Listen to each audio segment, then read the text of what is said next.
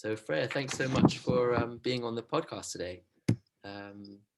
Yeah, we thought we'd dive into this topic around coaching and personal growth, and specifically around high sensitivity and highly sensitive people. Um, and yeah, I wondered, so tell me a little bit more about your story, your experience of being highly sensitive. Um, Mm. what's that process of discovery or understanding been like for you? Where are you at in that journey? Well, thank you for having me on, first of all. Appreciate it. Yeah, I'm actually at the beginning, or very near the beginning of my journey in identifying as highly sensitive. And I'm trying to remember where I first heard the term, but I'm pretty sure it was in a Facebook group of a coaching community that I'm part of.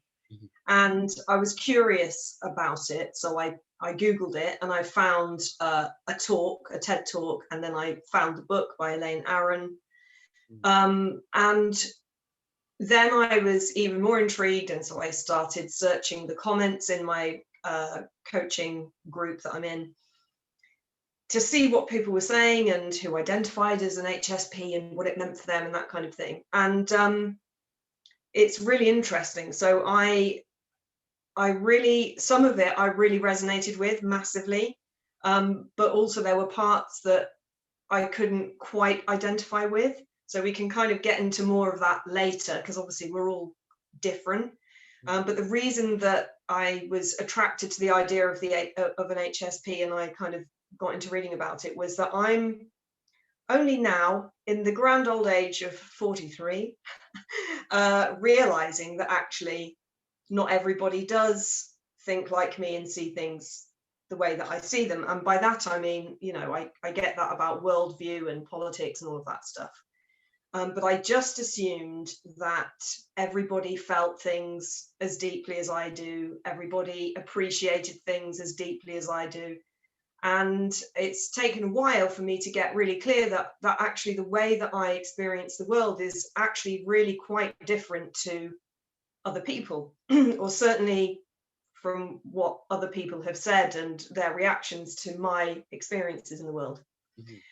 So it's been amazing discovering this kind of HSP term. And while I recognize that labels can be really limiting in some ways, by the same token, there's a bit of a freedom in recognizing parts of myself so strongly in this term.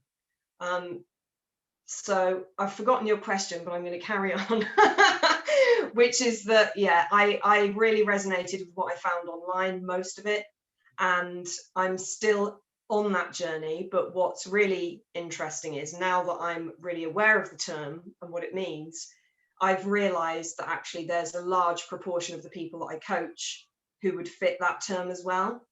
And so I've been subconsciously kind of really getting on really well with these clients and attracting them, if you want to call it that, or finding that I am useful for them, because we have a level of shared experience and sensitivity that people who aren't HSP, they wouldn't really get, if you like. So we're on a similar wavelength. So yes, that's a long answer probably to the question that I can't remember, but that's how I kind of got into it. Yeah, thanks for sharing. And you mentioned there were certain parts of this kind of terminology of highly sensitive that resonated more with you, and some that resonated less. I guess I was curious which parts resonated more with this terminology of highly sensitive. I think you may have covered your microphone just then. It's a bit muffly. I heard you. Right. Is it better now? It's better now. Yeah. Okay, great. Yeah. I heard you though. Do you want me to reply, or do you want to? You okay? Yeah, I'll just repeat it quickly in case it was muffled. But I was curious. You said that you resonated more with some parts of the highly sensitive people terminology, and I was curious which parts resonated more. So it's possibly not even some parts. It's actually possibly some people and some ways of being that I've found I resonate more with and less with. So in my kind of discovery phase about the term HSP, I came across HSS, which is high sensation seeking. So HSPs are 20% of the population, and then there's 20% of them or less, can't remember the number now, that are high sensation seeking. And that's definitely me. So I really enjoy intensity. So while I recognize that highly sensitive people can get over aroused very quickly, I kind of run towards intense experiences, not melodrama, not dramatic relationships and fights and things like that. I really value peace in my personal life, but like art, music, film, you know, my body. So like going on a scary ride or jumping into water or something. So what I really resonated with in terms of HSP is the depth of feeling and the depth of wonder. Because how I experience high sensitivity is, yes, it makes it unbearable if somebody's wearing perfume that I don't like, or if somebody makes food that has a texture that is unbearable to me, or if an environment is so noisy that I feel like someone's put a bomb into my head. You know, I have the negative flip side, but the things I really resonated with was very easily slipping into a state of real wonder about the world and the things around me, looking at anything and being able to see all these amazing things about it and around it, and to kind of pick up a pen and go, oh my God, you know, somebody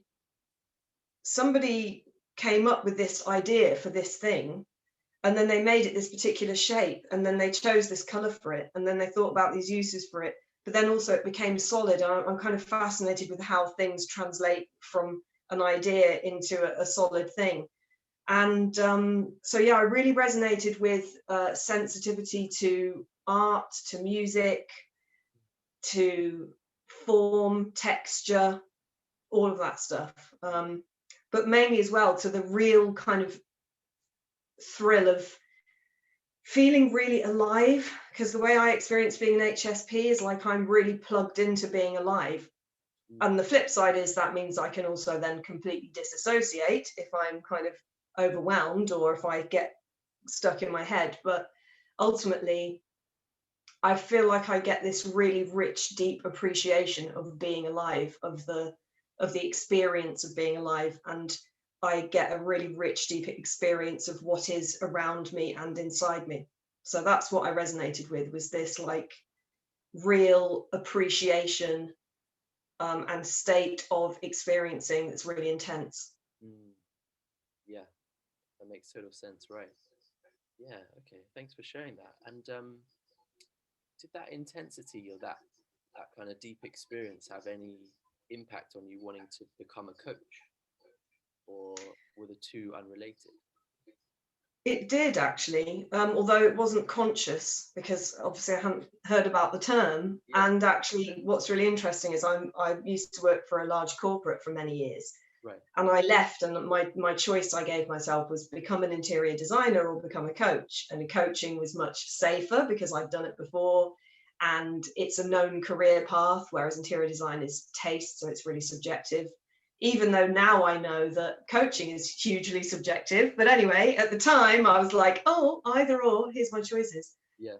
And the reason that I'd tuned into even liking or knowing about coaching was through some experiences I'd had where I used to work, where I was coached, and the feeling that I got from unlocking something in my mind and in me, this kind of feeling of expansion, of seeing myself in a different way through a different lens, was so freeing and so liberating and so amazing and so positive that I wanted more. I wanted to gorge on it.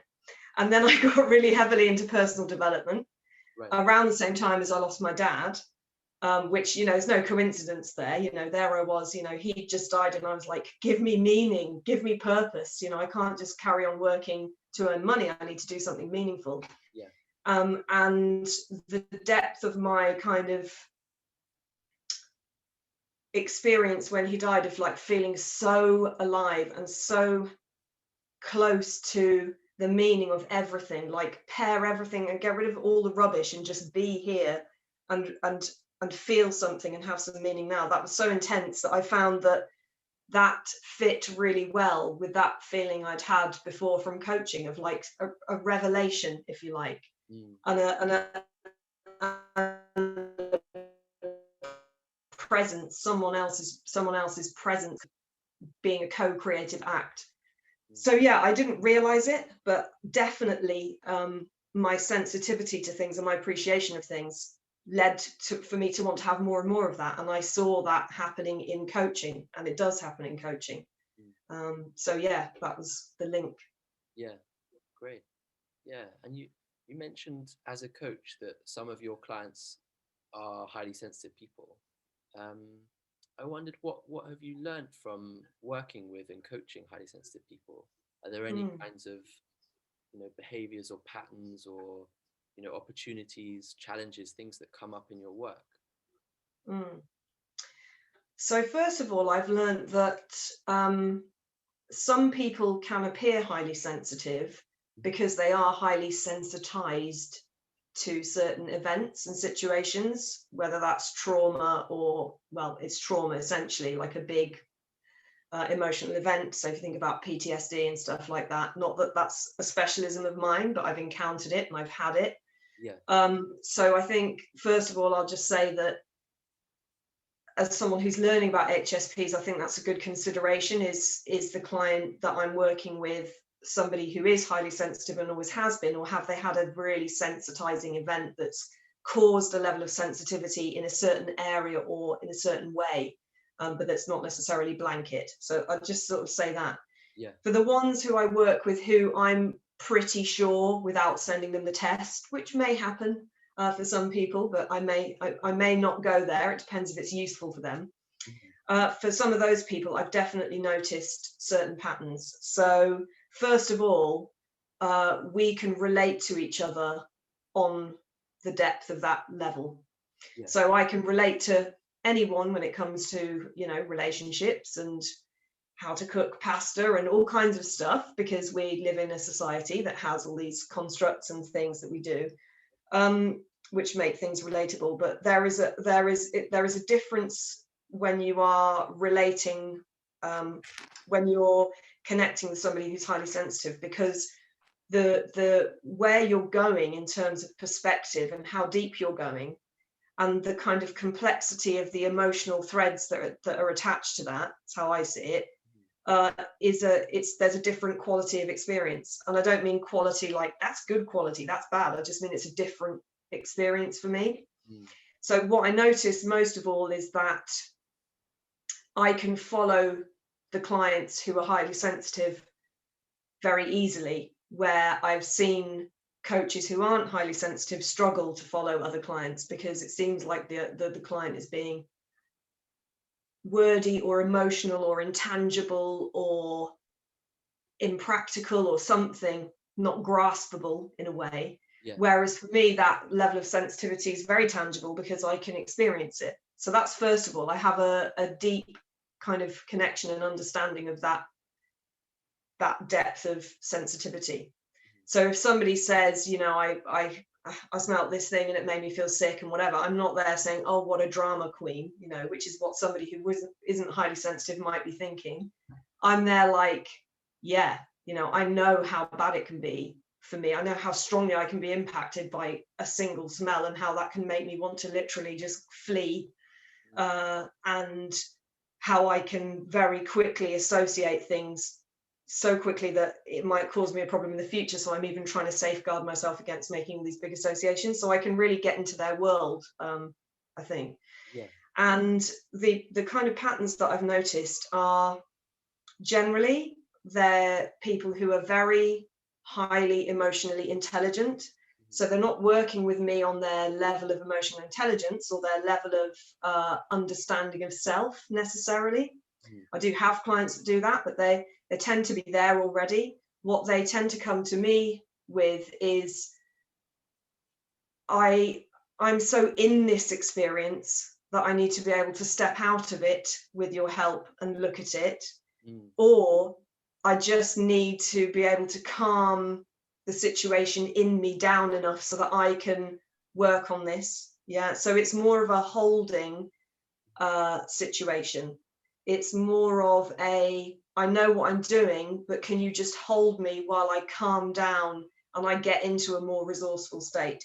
And I mean, that's something that happens in coaching anyway, naturally, but my HSP clients are coming in with more stuff going on, and they're very, very resourceful already and very creative. So with them, the work is actually supporting them, validating the depth of their experience, not passing them off as a drama queen, so really validating them, witnessing, holding space, and then helping them, if I'm invited, to organize their experience of it.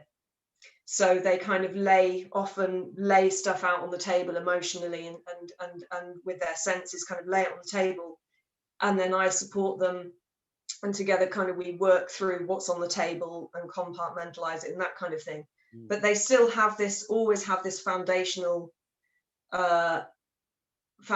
sense of, you know, I'm a resourceful, creative person, I'm a whole person, there's nothing wrong with me, there's nothing wrong with my sensitivity, it's a gift. You know, they're all clear that that's a strength for them, but they just need help with it sometimes because it's big, basically. Yeah. Wow. Yeah. Thanks for sharing. There's so much in there. I guess my curiosity goes to the you mentioned creativity a couple of times. My curiosity goes to the, do you think there's a connection between highly sensitive people and creativity in your experience? Yes, I do. And but I mean, you know, this comes down to how we define things. So I define creativity and play, essentially, which are the same things, as literally being in a state where you are really in touch with your inner world and your inner resources. So if you are highly sensitive, when you are connected to your inner self and your inner resources, the magnitude of what's possible is limitless, essentially. Whereas if you're somebody who doesn't have a strong connect, whether you're HSP or not actually is irrelevant. If you're somebody who isn't strongly connected to themselves and their inner resources, they're usually feeling, you know, less empowered, less powerful. There's usually some fear kicking around, some doubt, some kind of insecurity, whatever it is. If fear is in play in any way, there will be an impact on how resourceful somebody feels, because we've all got resources inside us. It's whether we're able to connect with them or not. So my HSP clients are super creative when they feel good, and when they feel not great, one of two things happens. Either they lose touch with their inner resources and they feel like, oh my God, where's my creativity? Has it run out? Like, what's going on? I can't produce things or make connections or create these feelings or images that I usually do. So there must be something wrong. So they're either not able to create, or their creativity goes down the shadow route and they get incredibly creative about what could go wrong and what's lacking and what's an issue and how they feel. They get very into how they feel. So yeah, the challenges and the patterns are definitely there, and definitely linked to creativity in my experience. Yeah. Okay. Yeah. And having being an HSP yourself and working with HSPs, do you have any kind of tools or resources for HSPs that you'd recommend? I think with HSPs that everything is around awareness of the fact that they have some real strengths that can be exhausting, but they're real strengths. So awareness that how they feel is a strength, and awareness that they are highly sensitive is in itself a tool. It's in itself a good resource for people, because if they can understand themselves through that lens, they can feel really good about their level of sensitivity. So that's just a foundational thing. Yeah. I'm not going to give a specific tool for it because there are so many. But what I would say is incredibly useful for HSPs is to know themselves and their patterns and their reactions and have appropriate tools to manage them, especially around their energy. So, for example, for them to really know what drains them and what energizes them, and attempt to avoid the drains and to up the energizing stuff is really positive. But then also to understand the difference between them feeling energized and overwhelmed and overstimulated, basically. So again, this is about self-knowledge. So it's, who am I? How do I react to things? And therefore, what strategies do I need to develop to best navigate the world?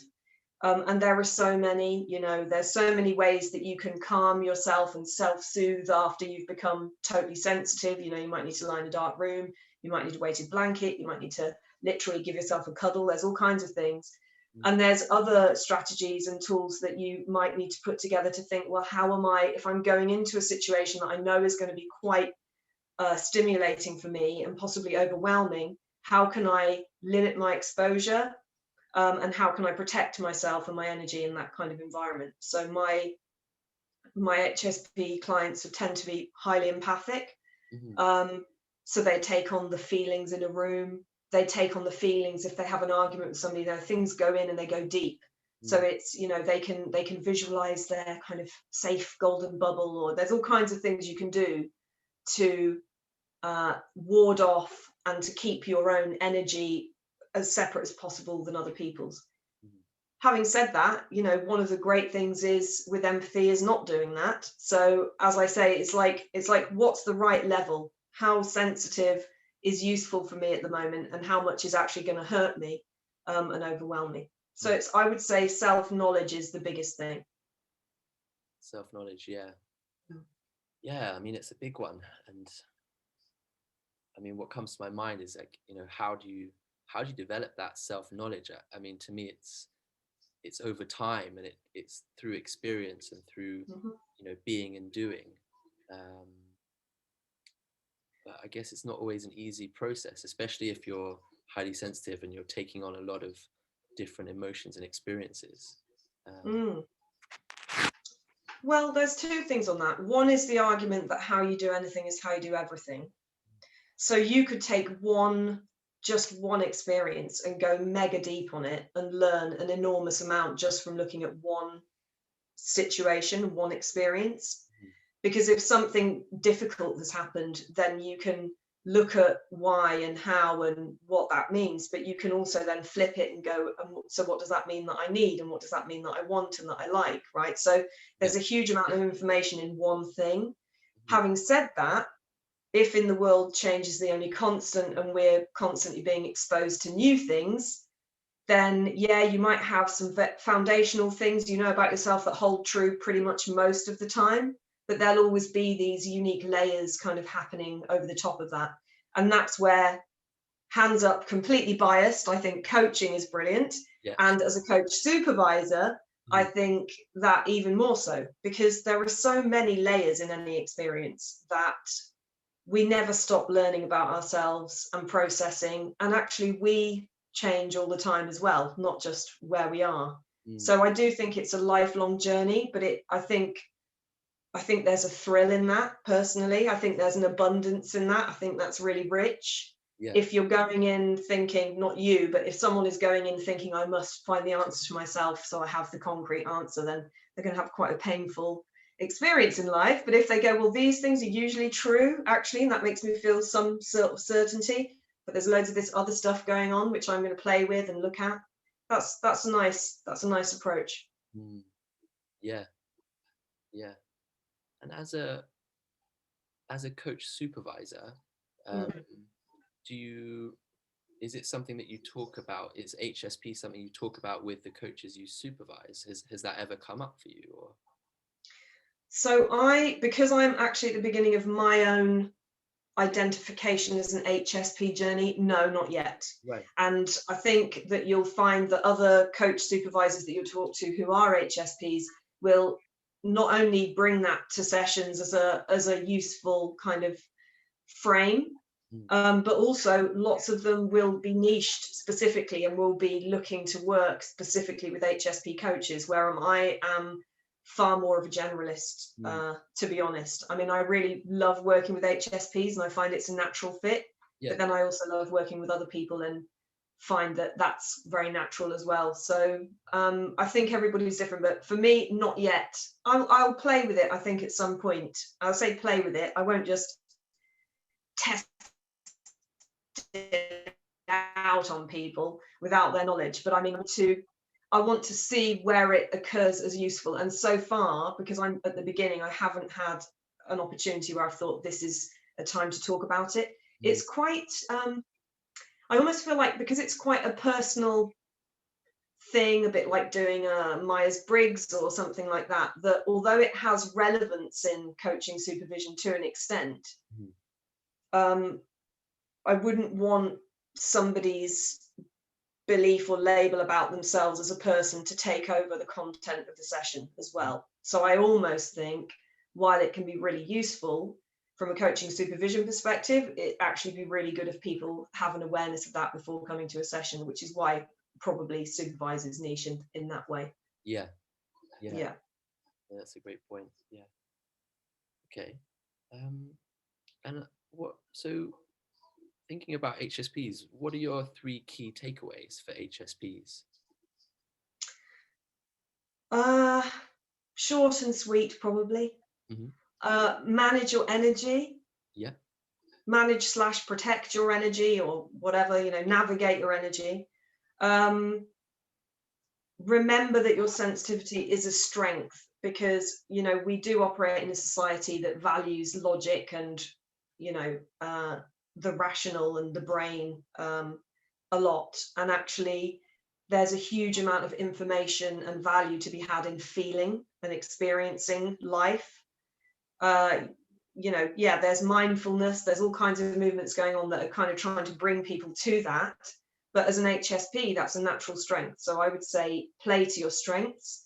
And within that, I would kind of request HSPs, if they don't mind, to consider finding creative ways to positively impact the systems that we find ourselves in society, by being who they are and by bringing their gifts, because we really need to redress, in my opinion, the balance of what we value in society. And historically, toxically, sensitivity is vulnerability and weakness. And I think those of us who are right on and in the headspace of coaching and all of that know that that's not true, but we are a much smaller proportion, unfortunately, than would be useful in the world to tip the balance in terms of everything from the environment to sexism, racism, just politics in general. Everywhere, I think, needs a lot more consideration, sensitivity, and valuing of people who are different. So I would say that that's a key takeaway for me to HSPs, is like a request to show up and be who you are, and empower other people by doing that. Yeah, thank you. That's a great sentiment, a great kind of call to action almost. It makes me think of this training module I did called Presence, where it's about offering your insights, and your intuition sometimes can be actually a really powerful tool and gift to other people's understanding of what's going on in their experience. So that's kind of brought up for me when you mentioned to be expressing yourself as an HSP in these different scenarios, and something that you and I talked about in a previous conversation was around the value of HSPs in the work environment, and how that sensitivity can actually be a real asset to companies and to teams and to organizations. And that's, to me, feels like a bit of a missing piece of that puzzle, of that call to action.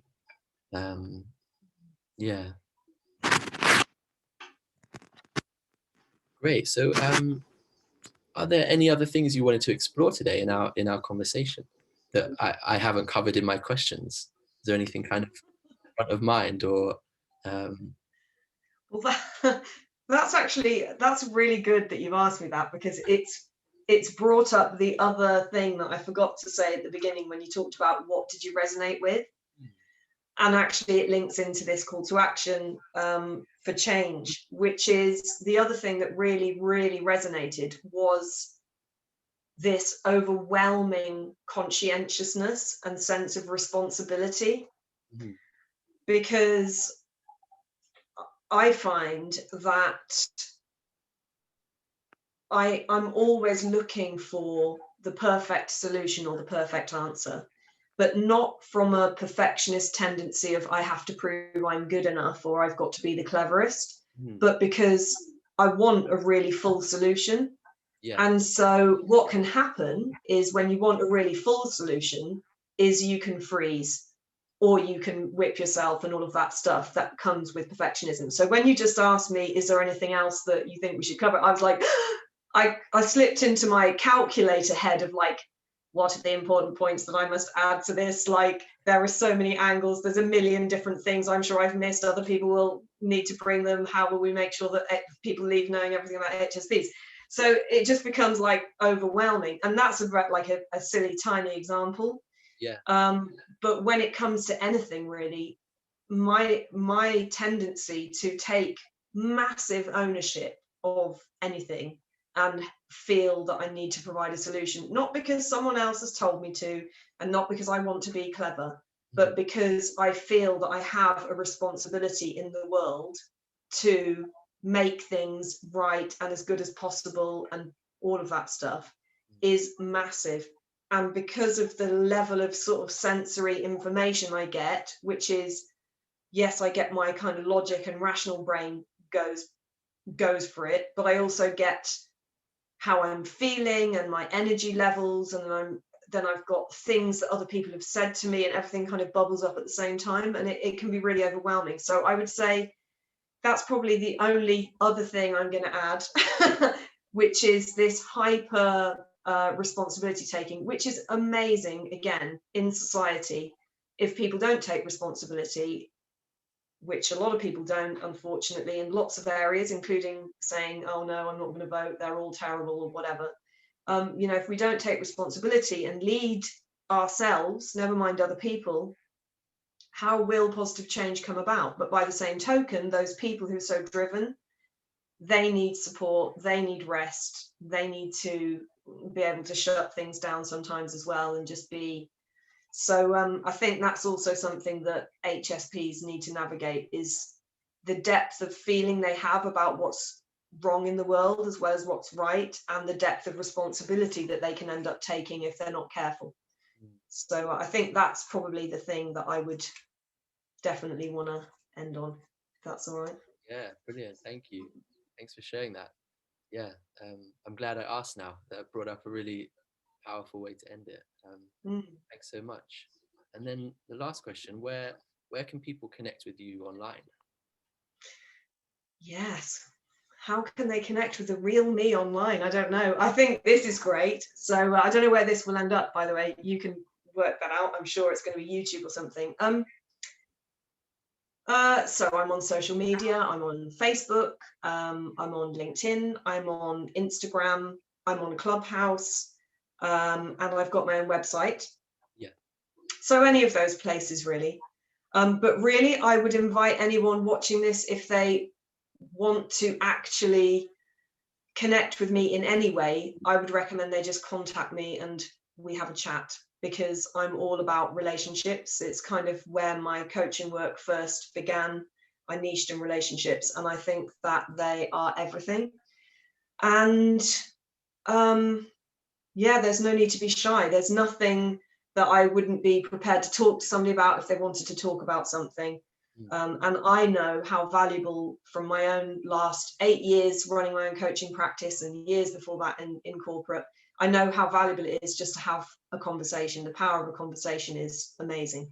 So I would encourage people to contact me. My contact details are all over the place online, and invite them to have a conversation. Brilliant. Okay, great. Thanks so much, Freya. And what we'll do is we can put a link to your website with this podcast as well, so people can reach out and and start those conversations. Fab. Brilliant. Freya, thanks so much for today and for sharing. It's been a really powerful conversation, so thank you for that. Pleasure. Thank you for inviting me. It's fun. I love it. Had a good time. Thank you. To be continued then. But yeah, thanks again. Great.